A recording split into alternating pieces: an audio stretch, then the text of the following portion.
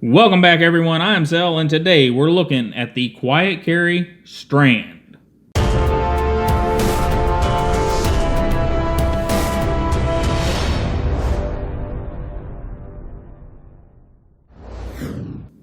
Alright, guys.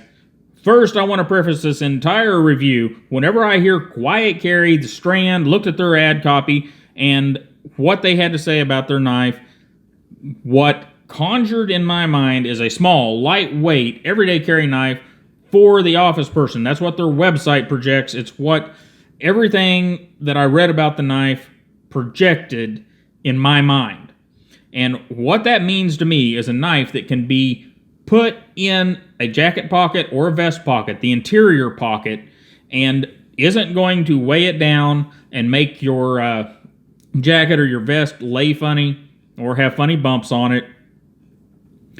And a knife that you can open up in the office and it's not going to freak anybody out. So let's see how Quiet Carry did on my version of what the Strand should have been.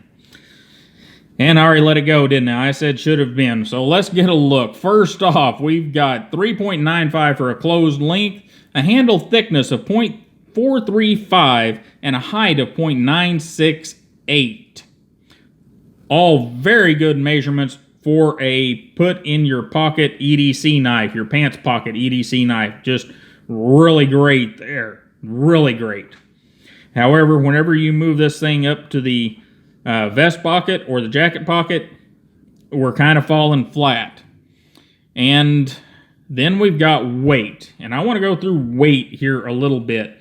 Now, we are full titanium. We've got a titanium backspacer. We've got a D2 blade. And I assume that's a titanium pocket clip. So, this thing weighs in at 3.28 ounces. Let that sink in. 3.28 ounces.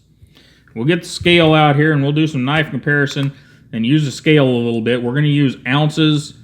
3.28. Now, other knives in this same size range that weigh less. Delica, 2.27 ounces. That's maybe a little more if I had the other clip on there, but not much. Dragonfly, 1.18 ounces.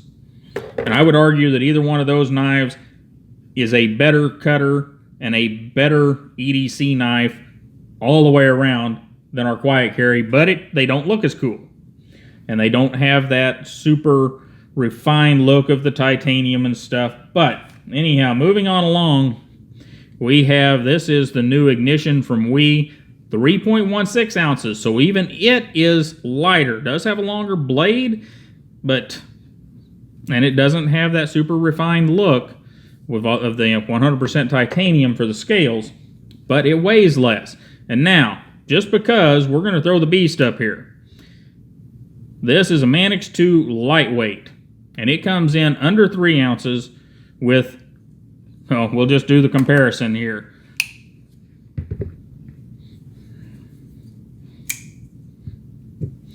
A lot more blade and a lot more handle to get a hold of. Anyhow, we'll get these other guys out, and we'll get a couple of our standards out.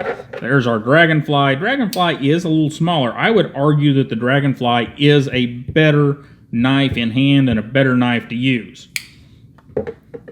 I would also argue that the Delica, not the VG10 Delica, go ahead and get one of the upscale Delicas, but unless you're just like sharpening, and that's fine, then get a VG10 one.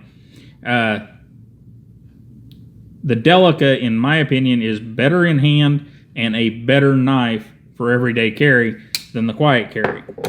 And yes, I am picking on this knife hard, and it's going to be a consistent thing throughout this review. Why? I think basically because they did not meet my expectations from their ad copy and everything that was said about the knife to begin with. So, getting a look at it again, we have the 3 little holes here that are kind of cool. I like those. On each side of the knife, it's kind of a trademark thing for Quiet Carry, and I like that a lot. Very simple, But whenever you pick up the knife, if you've had some quiet carry equipment, you know what you've got. And that is always a winner whenever it's subtle like that. And we are bead blast on this particular model. There are 6 different models in varying blade finish and varying handle finishes. This is our bead blast model. And, it's bead blast, titanium. It is what it is. And we have a what I assume is a titanium pocket clip. Pretty nice. I like that the way it looks. We'll see how it works here in a few minutes. And our blade. Our blade is D2. And we are at 2.8 inches with an edge length of about 2.6. Now, I'm not a fan of the finish here. It's not that it's bad, it's just non-committal. And if you can see, and I know it's hard, but we have something between a belt finish and a smooth finish. And I kind of wish on this knife, sometimes that looks okay, but I kind of wish on this knife they had went one way or the other. Why? Because they really didn't do a whole lot to satin up this area. I mean, it's a little smoother than the blade, but we don't have that contrast that I like to see. Even with the hollow ground, we don't have that contrast. I do like the swedge. Swedge is left with a very similar finish, but I do like it. And I like that they've made kind of a clip point appearance, and I think I even listed it as a clip point, even though it's really more of a drop point. But very good looking blade out of D2, and it is 2.8 inches long, so it does meet that requirement for some people. And from here, guys, we're going to go to our pause and read card, and I'll be right back with you.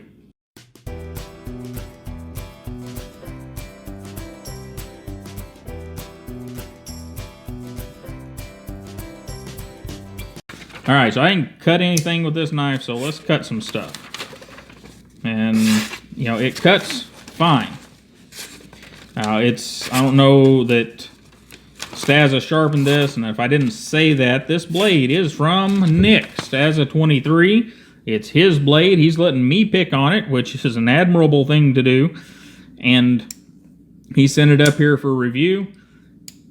And it's, let's move along with some of the other stuff. Mechanically, we are on phosphor bronze bushings. We do have a D-shaped sleeve and torque screw pivot. Very nice. We've got a rather large titanium backspacer, and where I say large, you'll have to look at the what's inside for this small a knife. It's just need to see it. We have no internal milling whatsoever to lighten the knife up, and very nice lock bar. And one of the things that is interesting about this knife is we have the Umnumzon style lock interface. That little ball has been pressed into the end of the lock bar. And you'll need to see the what's inside there too, because it's not just pressed into the end of the lock bar. You just watch the what's inside. It's interesting how it's in there. We've got a nice detent. It flicks pretty good. And no, I didn't. I've had this apart, hopefully getting rid of the blade play. But it still has a smidge of blade play in it. And it's not bad, it's not awful. But whenever you're talking about $130 for a very small knife, shouldn't be there. But it is. If I were going to make this knife at $130, I would have went ahead and put the bearings in it and got rid of the blade play. But they didn't. They did it the other way. But those are your mechanical bits. The lock bar is a little loose. I mean, it's easy to get it unlocked. It does provide enough detent to make it a flickable knife. Now, speaking of flickable knife, and the blade, these are very standard thumb lugs. And they are definitely in your cutting path if you're going deep to cut anything.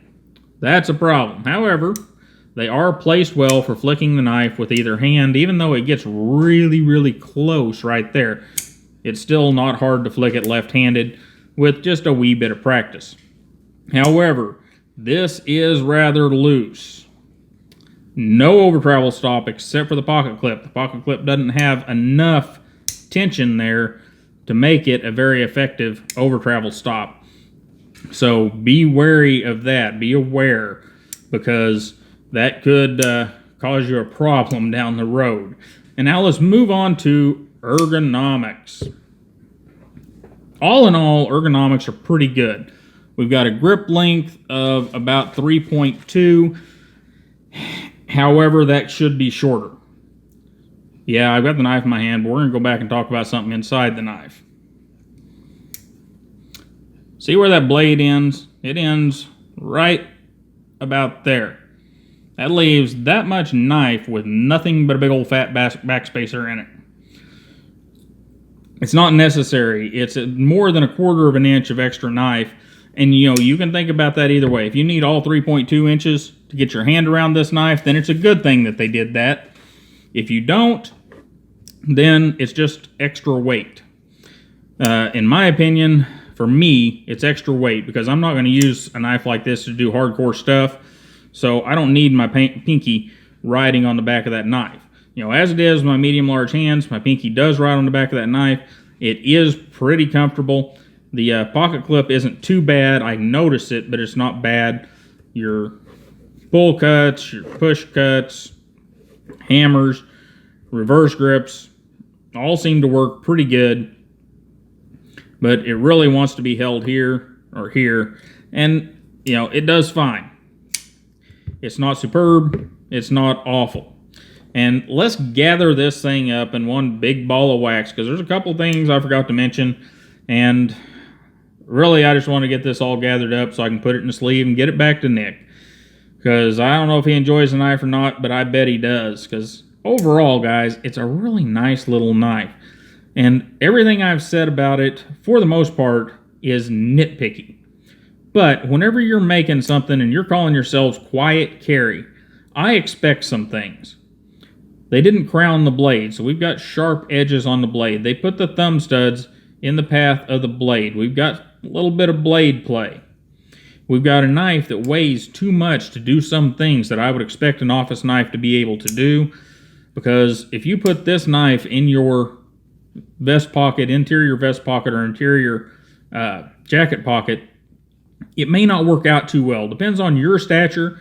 You know, if you're a pretty good sized person, it may be fine. If you're a smaller person, this is going to be pretty heavy in your pocket. So, and you know, it is pretty smooth, but it's that, it's not as smooth as a Sabenza per se, but it's that phosphor bronze type of smooth. It's not that bearing type of smooth that we've gotten used to. I don't think this big back spacer was necessary. I mean, sure, it cleans up the end of the knife, but it adds more weight. And I know, I'm fussing about weight on something that only weighs 3.28 ounces, but that blade is only 2.8 inches long. And I just think they could have done better. Now, one thing, we will give them points for this. They did get that edge termination just out in front of the plunge grind, and that is a beautiful thing. And guys, that's where we're going to end this. The Quiet Carry Strand. It's an interesting knife. I don't think it hit the points that it should have hit, and maybe I'm looking at it wrong. If I am, you tell me. If you have a Quiet Carry Strand and you love this thing, then let me know. If you agree with me, let me know. Put it all down in the comments. Let's have a conversation about it. I'm not enthralled with this guy. I wanted to be, but it's just not there for me. But overall, it's a well-built knife, and if you want a strand, go for it. It is tip up right hand only. I will grab the jeans real quick, because I did fail you on that, so I tried to run away just a bit too early. But, you know, there you go. I don't have zoom like I normally have on this camera, so we'll have to do it manually. There you go. And one thing I found with the pocket clip, it sticks up a little bit high. Not too bad, but it's being bead blasted in this particular model. It's not going to have much problem with getting lifted out of the pocket by something you run into. So pretty good job on the pocket clip. And guys, you have a wonderful day. I hope you found this interesting. Don't forget to like, share, and subscribe. And I'll see you next time.